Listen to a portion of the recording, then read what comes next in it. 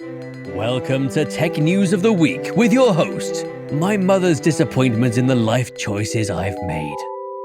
Welcome to Tech News of the Week. This is our weekly tech news podcast where we talk about 4 stories that caught our eye in the news last week. Before we get into it, one quick thing I want to mention. We have a new website. It's pod.chaoslever.com. And if you go there, you can leave comments and voicemails. Is there a story you wanted us to cover? Is there something we got horribly wrong? Do you just want to hear your own voice reflected back at you in a future episode? Leave us a voicemail. See what happens. Now into the first story. AI company no one likes seeking buyer for a preposterous amount. Give you a moment. Did you guess who it is? Tim Hortons. Given the cluttered AI landscape of the present, you've got an embarrassment of choices. Probably even Tim Hortons, honestly. They have an AI thing, I'm sure. Here's a hint. They make terrible devices no one likes. Sephora. That didn't really slim it down much, did it? Here's another hint. Pundits are accusing Marques Brownlee of destroying the company. Still no? Fine. It's Humane. That's the answer.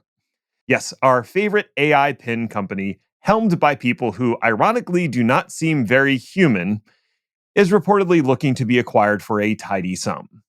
How tidy? Well, Humane has received a few rounds of funding from investors like Microsoft, Sam Altman, and Mark Benioff to the tune of $230 million. But there's never been an official valuation.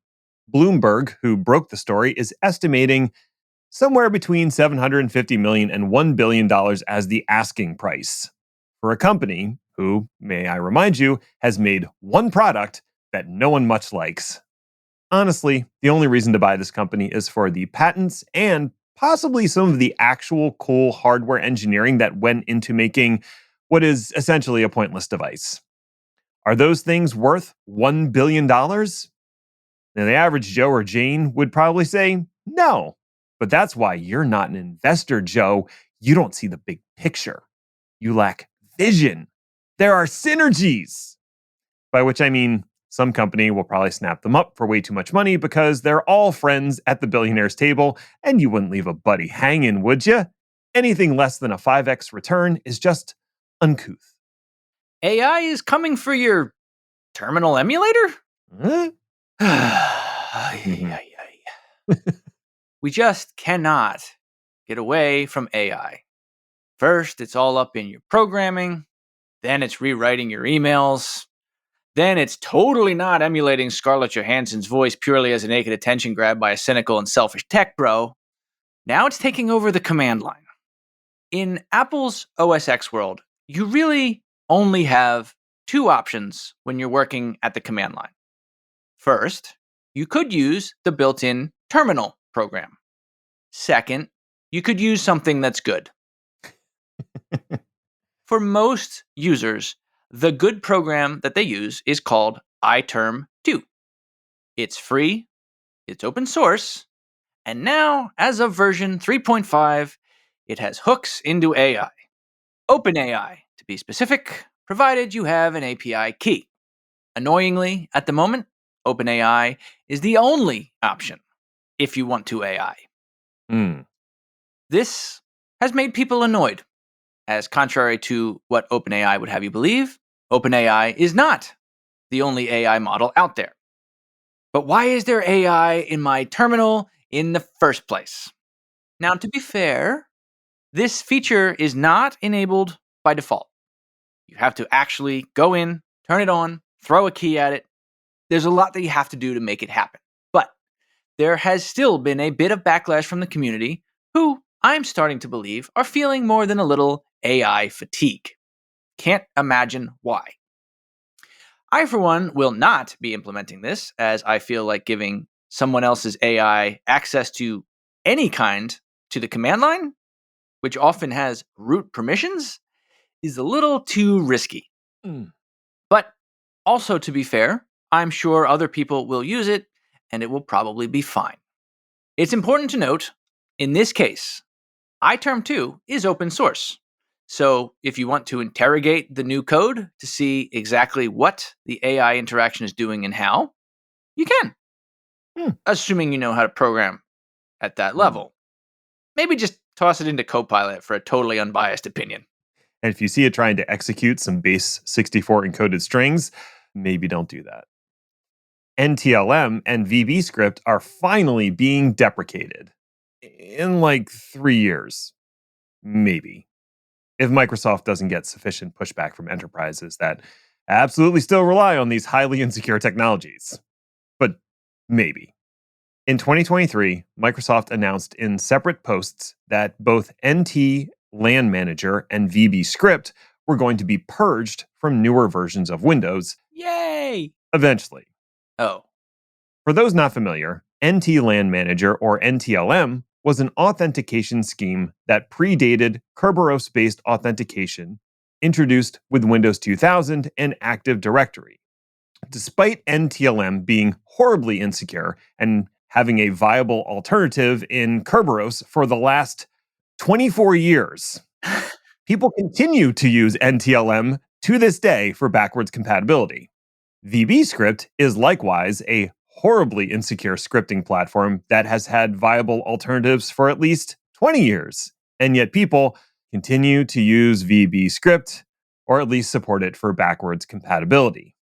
Microsoft has ignored security researchers' desperate pleas to deprecate both solutions for years in favor of those previously mentioned large enterprises who actually pay Microsoft lots of money. But it looks like the time has finally come. NTLM will be deprecated on Windows 11 starting sometime in late 2024, meaning that the bits to run NTLM will not be there. And VBScript is planned to be phased out completely by 2027 in a similar manner. It's 20 years too late, but better late than never, I guess. Maybe Microsoft is actually doing a good security thing. I hope that trend will last. He said knowingly. And that's foreshadowing. Microsoft decides to take its spyware reputation to the next level with Recall. Wah, wah, wah. So, Microsoft Windows is an operating system that is known for a lot of things. Many of them not great, especially lately. One of the most pernicious is that for many poorly understood or explained reasons, Microsoft has Windows call home. Mm-hmm. Constantly. Mm-hmm. AKA the famous telemetry data. And of course, if you, as a responsible, secure user, disable the telemetry data stuff or otherwise block it, bad things happen. Then they turned your start menu into a place to show you ads, which people also, for some weird reason, didn't love. Mm-mm. Is it any wonder that there is still an obscene amount of Windows 7 machines out there? I mean, seriously, according to StatCounter, as of this year, more than 11% of desktops worldwide are still on Windows 7. And that's just the ones they can count on the internet. Good God, y'all. Anyway, at Microsoft's Build event, Redmond announced a new preview product called Recall. Tied, of course, into the Copilot experience, Recall basically takes snapshots of your desktop every few seconds. AI then scans those snapshots and allows you to query for what were you doing over the course of the day? Where did you put that file? Apparently completely forgetting that Windows Search exists. Unsurprisingly, even though Microsoft has a whole article about how secure Recall is, privacy advocates were up in arms about it basically immediately. Now, ignoring the fact that basically no one is interested in anyone or anything recording everything they do on their computer, I'm looking at you, everybody. I have to imagine the concept of Recall is an absolute non-starter at the corporate level. The amount of ways that this could be abused by bad actors could fill an entire episode. Microsoft is probably going to have to figure out a way to re-engineer the operating system to create some rock-solid guarantees that Recall flat out can't be used in certain installs. It absolutely boggles the mind that Microsoft thought that somehow this was going to be a good idea.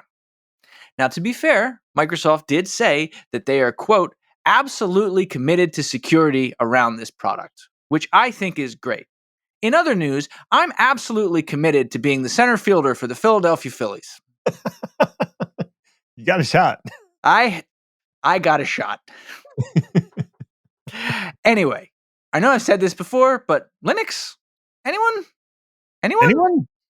You did say something which I'm going to have to disagree with, which is that enterprises are not interested in this feature. And the reason I say that is because there's nothing that managers like doing more than spying on their employees. And Recall would be absolutely fucking fantastic for that. Great. Thank you for finding the silver lining. More of a lead lining, really. All right, that's it. We're done. Go away now. Bye.